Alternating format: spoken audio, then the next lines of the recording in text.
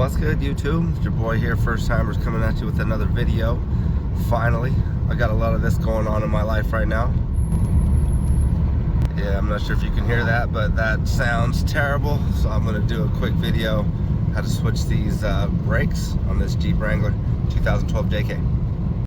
Alright, first thing you're going to do is crack these lug nuts or just start loosening them up while the tire's still on the ground.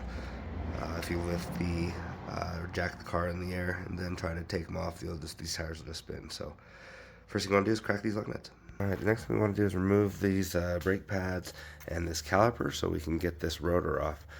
So if you go to the back here, you've got these two caliper pins right here. There's one on top, one on the bottom. You just need to remove the one that's on the bottom, and that way you can open this guy up and just pull those brake pads out. Once you pull that out, you want to put this pin right back in here, and then you're going to come to the back. You're going to remove these two big caliper bolts. There's one right there, and then the other one is down right now. Alright, I've got the bottom caliper bolt removed, but then the top one, you kind of run into this little hose right here. So just pull this guy out like that so you can get a little space. Then you'll be able to work that nut right there. And when you remove the caliper, make sure you have a box or just something that it can sit on. You don't want it just hanging by these wires. But then once you have the caliper off, you can just kind of pull this rotor right out. If it's stuck, you can bang it a little bit with a hammer, try to just kind of yank it off.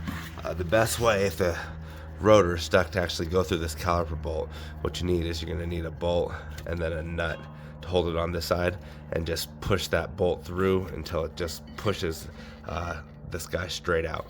But I'm lucky here, didn't have to worry about that, so now I can just put on the new rotor.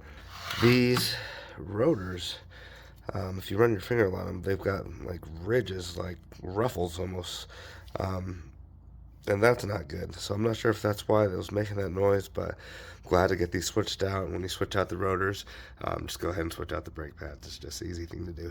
With your new rotors, you want to spray these bad boys down with some brake cleaner, and then just wipe them down. When you pull them out of the plastic, before you put them on, they just have a little factory oil on them, and you just want to get that oil removed before you install them.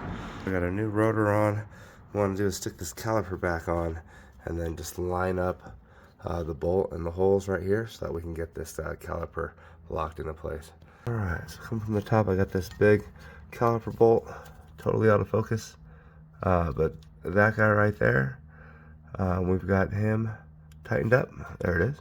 And then this dude right down here with the actual wrench is on, got him tightened up. So now that the caliper is back secure, we can come back here, undo this bolt, open this guy up again, put the new brake pads in. I need to reset the piston. I think it's easiest just to throw a old brake pad in there and then just use a clamp. Like this setup right here, and just kind of squeeze it down. Takes a little time, but then that piston right there will retract, and once that gets flat and flush again, you can actually close the caliper down with the new brake pads in it. And just make sure once you get the new brake pads in, you got the piston reset, then go ahead and put this caliper pin back down, close this back up, make sure you give everything a good tighten. You're gonna tighten up this caliper pin, these two bolts back here. Go ahead and just make sure this guy's tight.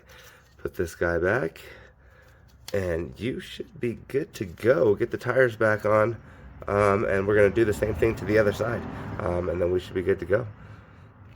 And there you go. Just tighten up the lugs there, and you're all set. Go ahead and get the other side done, but that's it. Switching your rotors and brakes in your 2012 Jeep Wrangler JK. Thanks for watching. Please hit like and subscribe until we come out with some new videos. Stay safe out there. See you soon. Thanks, guys.